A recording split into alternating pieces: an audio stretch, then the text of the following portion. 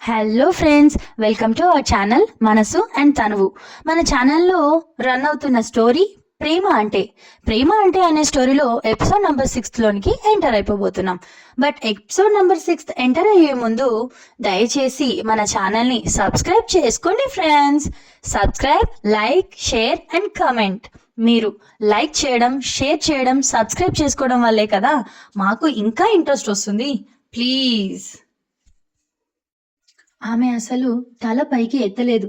వెంటనే ఆమెను గట్టిగా హత్తుకొని ఆమె వెనక దాచిన బాక్స్ తీసుకొని ఆమె మెడ వంపుల్లో మొహం దాచుకొని ఒక ముద్దు గట్టిగా పెట్టుకొని మళ్ళీ వెనక్కి తిరగకుండా రూమ్ నుండి బయటకు వచ్చాడు ధీర. తను మాత్రం సైలెంట్ గా వివేక్ తో పాటు ఎయిర్పోర్ట్ కి వెళ్ళిపోయాడు. అంతే. తర్వాత మళ్ళీ అతని కళ్ళు తెరిచింది తన ఫ్లైట్ యుఎస్ ఎయిర్పోర్ట్ లోకి వెళ్ళిన తర్వాత మాత్రమే. ధీర తనని పికప్ చేసుకోవడానికి ఎవరిని రావద్దని, తన గర్ల్ ఫ్రెండ్ ప్రణవి వస్తుంది అని ఎక్స్పెక్ట్ చేశాడు. బట్ మళ్ళీ తనలో తానే అనుకున్నాడు, అయినా దానికి నేను వస్తానని తెలియదు, సో సర్ప్రైజ్ ఇవ్వాలి.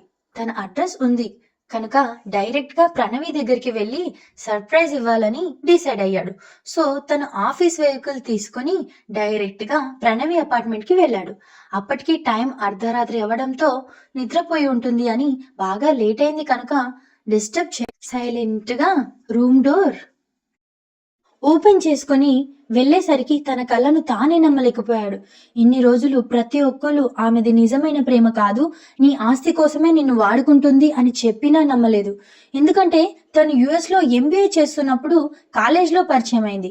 బట్ సడన్ గా ఒక రోజు వచ్చి, ధీరా నిన్ను లవ్ చేస్తున్నా, సో నువ్వు లవ్ చేయకపోతే బిల్డింగ్ మీద నుండి దూకి చచ్చిపోతాను అని బెదిరించింది. అప్పటికి ధీరా మనసులో ఎవరో లేకపోవడంతో ప్రణవి లవ్ ని యాక్సెప్ట్ చేయాల్సి వచ్చింది. బట్ అప్పుడు వివేక్ వచ్చి, బావా ఆ ప్రణవి అస్సలు క్యారెక్టర్ చాలా మంచిది కాదు అని అందరూ అనుకుంటున్నారు, సో యాక్సెప్ట్ చేయకు అన్నాడు వివేక్. బట్ ధీరా వివేక్ తో, అరే చూస్తూ చూస్తూ ఒక అమ్మాయి ప్రాణం ఎలా తీసుకొనిస్తాను, ఒక ఛాన్స్ ఇస్తాను, తను మారుతుందో లేదో తెలియటం కోసం అన్నాడు ధీరా. అలా ఎందుకు, నువ్వేమైనా సాధారణమైన కుటుంబంలో పుట్టిన వాడివా, మీ వాళ్ళ పరువు దృష్టిలో పెట్టుకుని డెసిషన్ తీసుకో అన్నాడు. ఇంట్లో వాళ్ళకి ఈ విషయం ఎవరు చెప్తారు అంటూ ధీర వివేక్ ని అడిగాడు. బట్ అప్పటికే వీళ్ళ ఇద్దరి మధ్య జరిగే డిస్కషన్ మొత్తం వింటూ ఉన్నారు ధీరా వాళ్ళ నాన్నగారు. కానీ వివేక్ మొబైల్ ఫోన్ కి ఆయన ఏదో ఒక మెసేజ్ పంపిస్తే దాని ప్రకారమే, సరేరా ఒక ఛాన్స్ ఇస్తాను అంటున్నావు, బట్ ఈ లోపు ఆ అమ్మాయితో నువ్వు ఫిజికల్ రిలేషన్షిప్ స్టార్ట్ చేసి దానినే ప్రేమ అనుకుంటే ఇక్కడ ఉన్న ఈ తెల్లవాళ్ళలాగా అన్నాడు. ఒరే వివేక్, నువ్వు ఇంతేనా నన్ను అర్థం చేసుకుంది? నీ కోసం చెబుతున్నా. నేను ఇంతకాలం అసలు ఏ అమ్మాయితో రిలేషన్షిప్ లోకి వెళ్ళనిది లవ్ ఎట్ ఫస్ట్ సైట్ మీద నమ్మకంతో.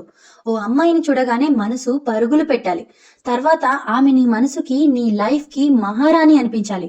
ఆమెతో ఫిజికల్, మెంటల్ అన్ని రిలేషన్షిప్స్ లో ఉండాలి అనిపించాలి. ఆమెను పొందకపోతే ఈ జన్మ వేస్ట్ అనిపించాలి. బట్ అన్ఫార్చునేట్లీ ఇప్పటి వరకు అలాంటి ఫీలింగ్ నాకు రాలేదు. అంటే ఈ లవ్ ఎట్ ఫస్ట్ సైట్ అనేది కూడా మూవీస్ వరకు మాత్రమే అని అర్థం కావట్లేదు. సో అందుకే ప్రణవి లవ్ ని యాక్సెప్ట్ చేసి ఒక ఛాన్స్ ఇస్తాను, బట్ నువ్వు అన్నట్లుగా ఆమెను ఫిజికల్ గా టచ్ కూడా చేయను అన్నాడు. అప్పుడే అక్కడికి వచ్చిన ప్రణవి, ధీరా నువ్వు ఈ మాట మీదే నిలబడు, ఈ లోకానికి మన ప్రేమ నిజమని ప్రూవ్ చేయాలి. అంతేకాకుండా వివేక్, నువ్వు నా గురించి చెప్తున్న అన్ని కూడా రాంగ్ అని ప్రూవ్ చేస్తాను, దానికోసం ఎక్కడి దాకైనా వెళ్తాను. నిజం ధీరా, నువ్వు ఏ అమ్మాయితో అయినా ఫిజికల్ గా కనెక్ట్ అయినా నాకు ప్రాబ్లం లేదు, బట్ నేను మాత్రం అస్సలు ఎవరిని టచ్ కూడా చేయను. అలా టచ్ చేసిన రోజు మన రిలేషన్షిప్ కి నేనే బ్రేకప్ చెప్పినట్లు అంది ప్రణవి. అయ్యా, మా వాడి మీద నమ్మకం ఉంది, కానీ నీ మీదే నాకు నమ్మకం లేదు. పైగా చాలా హ్యాపీగా ఉంది. నీ అంత నువ్వే మీ రిలేషన్షిప్ బ్రేక్ చేస్తావు అని నమ్మకం అన్నాడు. ప్రణవి వివేక్ ని చాలా కోపంగా చూసేసింది.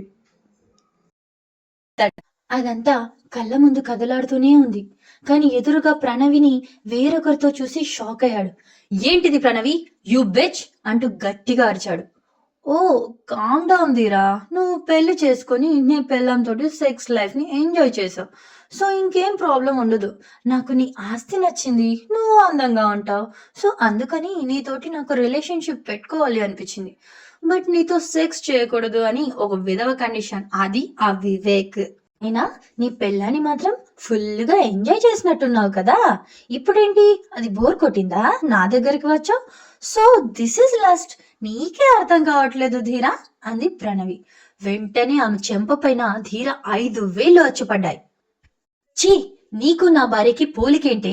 చిచి, దాని చిటికెన వేలను ముట్టుకున్న ఫస్ట్ మగాడు, దాని మెడలో తాళి కట్టిన దాని మొగుడే నీలాగా కనిపించిన ప్రతి ఒక్కడిని కమ్ లెట్స్ ఎంజాయ్ అంటూ తిరిగే టైప్ కాదు అన్నాడు కోపంగా. అయినా లవ్ ఎట్ ఫస్ట్ సైట్ ఎలా ఉంటుందో తెలియని నాకు నీది ప్రేమో ఆశో తెలియక ఉన్న టైంలో ఇండియా వెళ్లాల్సి వచ్చింది. మా డాడ్కి ఒంట్లో బాగోక ఆయన స్టార్ట్ చేయబోయే న్యూ ప్రాజెక్ట్స్ కోసం ఒక పల్లెటూరు వెళ్ళాను. అక్కడే మొదటిసారి ఒక కలువను చూశాను. చుట్టూ మురికి ఉన్న తన స్వచ్ఛతను కోల్పోకుండా ఉంది. భగవంతునికి చాలా దగ్గరగా ఉండే కమలం నా భార్య. చూడగానే నా మనసు అదుపు తప్పినా నీకు ఇచ్చిన మాట కోసం ఇప్పటి వరకు ఆమెకు చెప్పలేదు. ఇది ఫ్రెండ్స్ ఈ రోజటి ప్రేమ అంటే స్టోరీలోని 6th ఎపిసోడ్. దయచేసి మన ఛానల్ని సబ్స్క్రైబ్ చేయండి, లైక్ చేయండి, షేర్ చేయండి, కమెంట్ చేయండి. దయచేసి సబ్స్క్రైబ్ చేసుకోండి ఫ్రెండ్స్. మీరు సబ్స్క్రైబ్ చేసుకుంటేనే కదా మాకు కూడా ఇంకా కొత్త కొత్త స్టోరీస్ రావాలి తేవాలి అని అనిపిస్తుంది. నెక్స్ట్ ఎపిసోడ్తో మళ్ళీ నేను మీ ముందుకు వచ్చేస్తాను. అంతవరకు స్టే ట్యూన్డ్. బాయ్.